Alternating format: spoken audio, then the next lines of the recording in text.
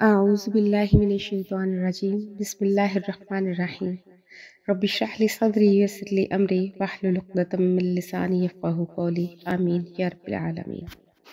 طلاق کے معاملات چل رہے تھے، ہم نے حلالہ اور خلا کے بارے میں پڑھا۔ آج طلاق رجیم کی جو 2 طلاقیں دے دی جاتی ہیں اس کے معاملات بیان ہو رہے ہیں۔ اللہ پاک نے فرمایا وَإِذَا طَلَّقْتُمُ النِّسَاءَ کہ جب تم طلاق دو عورتوں کو، فبلغنا اور وہ پہنچ جائیں اجلہن اپنی عدت کو، فلا تعضلوہن پس نہ تم ان کو روکو، ان ینکحنا یہ کہ وہ نکاح کر لیں ازواجہن اپنے پہلے خاوند سے، اذا تراضوا جب وہ راضی ہوں بینہم آپس میں، بالمعروفی اچھے طریقے سے،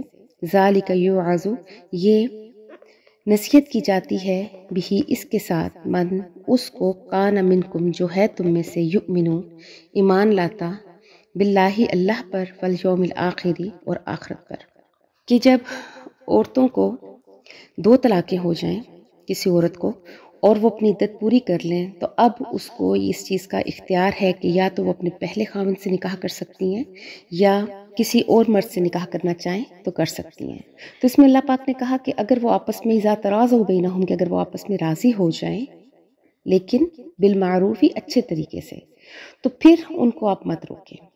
اس کا کچھ شان نزول بھی ہے کہ ایک صحابی تھے حضرت معقل ابن یسار،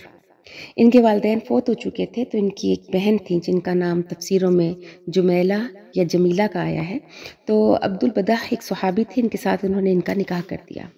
ابھی ان کی کوئی اولاد نہیں تھی، اکٹھے زندگی گزار رہے تھے، لیکن کوئی مسئلہ ہوا اور پھر انہوں نے غصے میں آ کے ابو البدح نے اپنی بیوی کو طلاق دے دی، لیکن یہ طلاق رجعی تھی، یعنی 2 مرتبہ انہوں نے طلاق کا لفظ کہا۔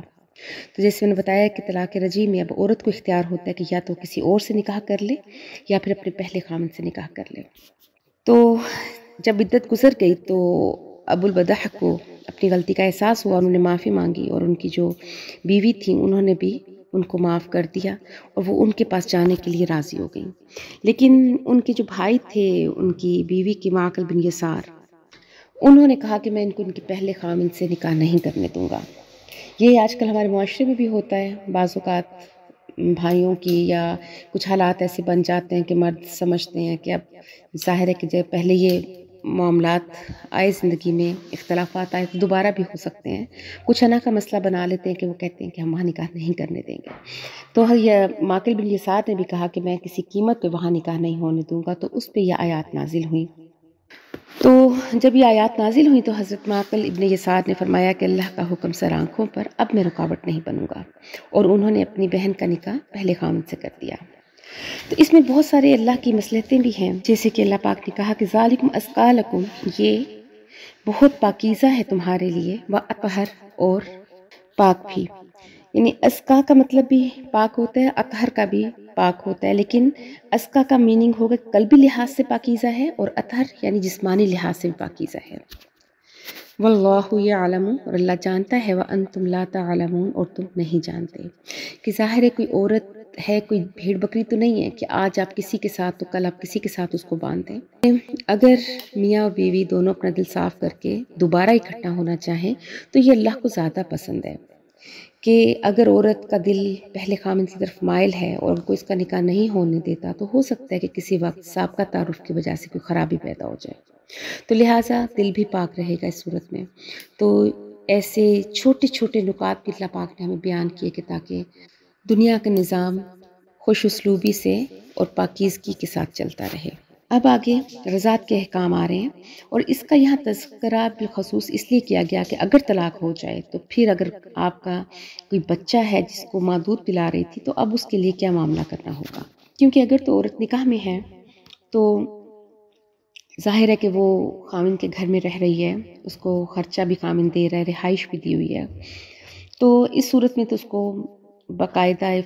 صرف دودھ پلانے کے لیے خرچہ خاوند سے وہ نہیں لے سکتی۔ لیکن اگر طلاق ہو گئی ہے تو اب اس کے بارے میں اللہ تعالیٰ فرماتے ہیں کہ بالوالدات اور وہ مائیں یرضعن وہ دودھ پلائیں اولادہن اپنی اولاد کو حولین کاملین 2 سال مکمل، لمن ارادہ اس شخص کے لیے ہے کہ جو ارادہ کرے ان یتم الرضاعہ کہ اس بات کا کہ دودھ پلانے کی مدت وہ پوری کرے، علی المولود لہ اور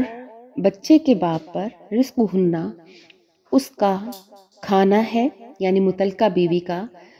کھانا پینا، وقسوت ہننا اور اس کا لباس، اور لباس کون سا؟ بالمعروفی، جو قاعدے کے مطابق ہو، لا تکلف، نہیں تکلیف دی جاتی، نفس کسی جان کو، الا وسعها، مگر اس کی طاقت کے مطابق، یعنی کہ اب باپ کے ذمے ہے کہ وہ اپنی بیوی کا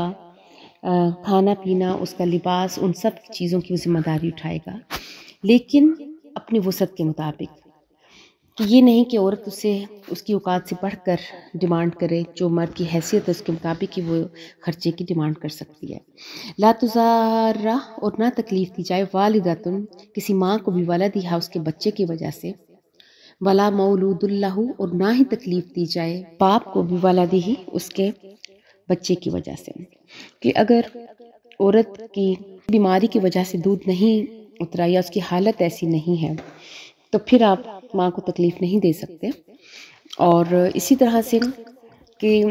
باپ کو تکلیف دینے کے لیے اگر ماں اس چیز کو بلیک میلنگ کا ذریعہ بنا لیتی ہے تو اللہ نے اس چیز کو سخت ناپسند فرمایا۔ وعلی الوارث، اور وارثوں پر بھی مثل ذالک، اسی کی طرح ہے، اگر وعلی الوارث، اور وارثوں پر بھی مثل ذالک، اسی طرح ہے، یعنی پہلے تو تھا کہ اگر طلاق یافتہ عورت ہو تو کیا معاملہ ہوگا، اب ہے کہ اگر عورت بیوہ ہو گئی ہے تو اب اس بچے کے شرعی وارث اس کے باپ کے گھر والے ہوں گے۔ فَإِنْ أَرَادَا، پس اگر دونوں میاں بیوی یعنی ارادہ کر لیں، فِسْقَالًا، دودھ چھڑوانے کا، عَنْ تَرَاضٍ مِنْهُمَا، آپس کی رضامندی سے، وَتَشَاوُرٍ، اور آپس کے مشورے سے، تو فَلَا جُنَاحَ، تو پس نہیں ہے گناہ، عَلَيْهِمَا، ان دونوں پر، إِنْ أَرَدْتُمْ، اور اگر تم ارادہ کرتے ہو، أَن تَسْتَرْضِعُوا أَوْلَادَكُمْ، یہ کہ تم اپنی اولاد کو کسی اور سے دودھ پلواؤ، تو فَلَا جُنَاحَ عَلَيْكُمْ، تم پر کوئی گناہ نہیں، اِذَا سَلَّمْتُمْ، اور جب تم دے چکے ہو اجرت، ما آتیتم، جو تم نے طے کی تھی، بالمعروفی، اچھے طریقے سے، واتقوا اللہ، اور ڈرو اللہ سے، وعلموا، اور جان لو، ان اللہ، کہ بے شک اللہ، بما تعملون، جو کچھ تم کرتے ہو، بصیر، دیکھنے والا ہے۔ معاملہ یہ آیا کہ اگر دونوں میاں بیوی اپنی رضامندی سے بچے کو دودھ چھڑوا لیتے ہیں تو اس میں بھی کوئی حرج نہیں ہے، یا اگر کسی اور سے پلوا لیں تو اس میں بھی کوئی حرج نہیں ہے، جیسے آپ صلی اللہ علیہ وآلہ وسلم نے خود حلیمہ سعدیہ کا دودھ پیا تھا۔ تو اس میں بھی دیکھیں کہ اللہ نے بتقوا اللہ کا لفظ استعمال کیا، کہ ظاہر ہے کہ تقوی واحد ذریعہ ہے کہ جس کے ذریعے ہم اپنے معاملات کو سیدھا کر سکتے ہیں، یعنی تقوی یعنی اللہ کے غصے سے ڈرنا، اللہ کی ناراضگی سے ڈرنا، اللہ کے عذاب سے ڈرنا۔ جو شخص ان چیزوں سے ڈرے گا وہ ان تمام معاملات میں اللہ کے احکامات کو مد نظر رکھے گا۔ اب بیوہ کی عدت کے بارے میں اللہ پاک نے فرمایا کہ والذین یتوفون، وہ لوگ کہ جو فوت ہو جائیں، منکم، تم میں سے، ویذرون، اور چھوڑ جاتے ہیں، ازواجا، بیویاں، یتربصن، وہ عورتیں روکے رکھیں، بانفسہن، اپنی جانوں کو، اربعۃ اشہر وعشرہ، 4 مہینے 10 دن، فاذا بلغنا، اور پس جب وہ پوری کر لیں اپنی عدت کو، تو فلا جناح علیکم، پس کوئی گناہ نہیں تم پر، فیما فعلنا، کہ جو اس میں وہ کریں، فی انفسہن، اپنے بارے میں، لیکن کریں بالمعروفی، اچھے طریقے سے۔ عدت کے دوران عورت کو نکاح کی اجازت نہیں ہے، بلکہ اگر وہ عدت میں نکاح کرتی ہے تو نکاح جائز نہیں مانا جائے گا اور بہت زیادہ گناہ ہے اس میں۔ تاکہ یہاں تک ہے کہ اگر کوئی عورت عدت گزار رہی ہے تو دوران عدت صریح الفاظ میں اس کو نکاح کا پیغام دینا حرام ہے۔ مثلاً یہ کہے کہ جب تمہاری عدت ختم ہوگی تو میں تم سے نکاح کر لوں گا، اور اگر عورت بھی عدت کے دوران ایسے صاف الفاظ میں نکاح کا پیغام دیتی ہے تو یہ جائز نہیں۔ ہاں، لیکن اشارہ کنایوں میں یہ بات کی جا سکتی ہے، جس کا ذکر ابھی ہم اس آیت میں پڑھیں گے۔ تو عدت گزرنے کے بعد عورت کو نکاح کا اختیار ہے، لیکن اسی طریقے سے جو شرع نے جو طریقے مقرر کیے ہیں انہی کی حدوں میں رہتے ہوئے وہ اگلا نکاح کر سکتی ہے، بلکہ اس چیز کو زیادہ پسند فرمایا گیا ہے کہ اگر کوئی بیوہ یا طلاق یافتہ ہو کہ نکاح میں جلدی کریں بنسبت اس شخص کے جس کا بھی نکاح نہیں ہو۔ تو یہ کہ اللہ تعالیٰ نے فرمایا کہ ولا جناح علیکم، اور نہیں گناہ تم پر، فیما عرضتم به، اس کاروائی میں کہ تم اس کو اشارہ کرتے ہو، یعنی اس بیوہ کو اگر کوئی اشارہ دیتے ہو کہ من خطبت النساء، عورت کے ساتھ منگنی کا، او اکنن تم، یا تم اس کو چھپا کر رکھتے ہو، فی انفسہم، اپنے دلوں میں، علیم اللہ، اللہ جانتا ہے، انکم، یہ کہ تم ستذکرونہن، کہ تم عنقریب ان سے اس کا ذکر کرو گے۔ وَلَٰكِن لَا تُوعِدُوهُنَّ، اور لیکن تم ان سے وعدہ نہ کرو سرًا چھپ کر، الا مگر یہ کہ ان تقولوا تم ان سے کہو قول معروفا معقول بات، ولا تعزموا اور تم نہ ارادہ کرو عقدۃ النکاح نکاح کے گرہ کا، حتیٰ یہاں تک کہ یبلغ الکتاب پہنچ جائے کتاب اجلہ اپنی مدت کو۔ یہاں کتاب سے مراد ہے شریعت، اور شریعت میں کیا کہ عدت، یعنی کہ جب تک عدت پوری نہ ہو تم نکاح کا ارادہ نہ کرو۔ جیسے میں نے پہلے کہا کہ دوران عدت نکاح حرام ہے، ایون یہاں تک کہ اگر نکاح پڑھانے والے کو اور گواہوں کو یہ معلوم ہو کہ عورت کی ابھی عدت پوری نہیں ہوئی تو سارے مرتد شمار ہوں گے، کیونکہ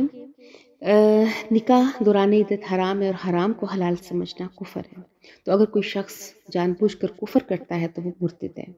تو وَاعْلَمُوا، اور تم جان لو، ان اللہ، یہ کہ اللہ یعلم جانتا ہے، ما فی انفسکم جو کچھ تمہارے دلوں میں ہے، فاحذروا پس بچو اس سے، وَاعْلَمُوا اور جان لو، ان اللہ غفور حلیم کہ اللہ بخشنے والا اور بہت تحمل والا ہے۔ تحمل والا کہ اللہ بہت جلدی نہیں کرتا سزا دینے میں۔ اللہ تعالیٰ نے ہمیں یہ احکام بتائے، ہمیں سمجھایا اپنے کتابوں، اپنے انبیاء کے ذریعے، اور پھر بھی اگر ہم اس کی نافرمانی کریں تو پھر اللہ کی پکڑ ہوگی۔ لیکن اللہ نے ہمیں موقع دیا اس دنیا میں ان سب چیزوں کو سمجھنے کا۔ آج کی آیات میں ایک ہم نے جو پیچھے آیت پڑھی کہ وَلَا جُنَاحَ عَلَيْكُمْ فِي مَا عَرَضْتُم بِهِ مِنْ خِطْبَةِ النِّسَاءِ أَوْ أَكْنَنْتُمْ فِي أَنفُسِكُمْ عَلِمَ اللَّهُ أَنَّكُمْ سَتَذْكُرُونَهُنَّ وَلَكِن لَّا تُوعِدُوهُنَّ سِرًّا إِلَّا أَن تَقُولُوا قَوْلًا مَّعْرُوفًا، یہ کہ اگر کوئی عورت عدت میں ہے تو اس کو آپ نکاح کا پیغام نہیں دے سکتے۔ لیکن آج ہمارے معاشرے میں ایک چیز دیکھنے میں آتی ہے کہ اکثر کسی بچی کا اگر نباہ نہیں ہو رہا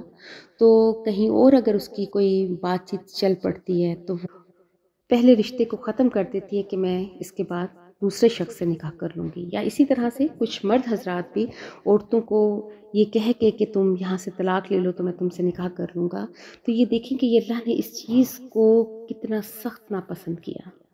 کہ حالانکہ یہاں پر تو اس بیوہ کا اور طلاق یافتہ کا ذکر ہو رہا ہے کہ جن کو اگر کوئی قدرتی طور پہ وہ خاوند ان کا نہیں رہا اور وہ عدت میں ہے، تو ایسی عورت کو بھی آپ علل اعلان نکاح کا پیغام نہیں دے سکتے، بجائے اس کے کہ آپ ایزا ایک پلان کر کے کسی عورت سے یا کوئی مرد کسی عورت کو یہ کہتا ہے کہ تم طلاق لے لو تو میں تم سے عدت کے بعد نکاح کر لوں گا۔ بہت ہی قابل گرفت چیز ہے۔ آج ہمارے درمیان یہ تمام احکام موجود ہیں، قرآن موجود ہے، اور اگر ہم ان کی پیروی نہیں کرتے یا ہم یہ کہتے ہیں کہ بھئی ہم نے پڑھا نہیں تھا، ہمیں تو کسی نے بتایا نہیں تھا، جب ہم دنیا کے اتنے کاموں پر ٹائم لگا سکتے ہیں تو ہم ان مسائل کو سمجھنے کے لیے کیوں نہیں وقت نکالتے؟ اللہ نے دیکھیں دودھ پلانے والی ماں کا بھی ذکر کر دیا، اللہ نے حلالہ کا بیان فرما دیا، اللہ نے خلا کا بیان فرما دیا، تو پھر کس طرح ہم کہہ سکتے ہیں کہ ہمیں کسی مسئلے کا علم نہیں تھا؟ تو اللہ پاک ہمیں اس قرآن کو سمجھنے کی، اس پہ عمل کرنے کی توفیق دے تاکہ ہم اپنے بچوں کی پرورش اس کے مطابق کر سکیں، اور ان گناہوں سے اللہ پاک ہمیں بچائے، ہمارے معاشرے کو ان غلطیوں سے پاک کرتے۔ آمین۔ وآخر دعوانا ان الحمد للہ رب العالمین۔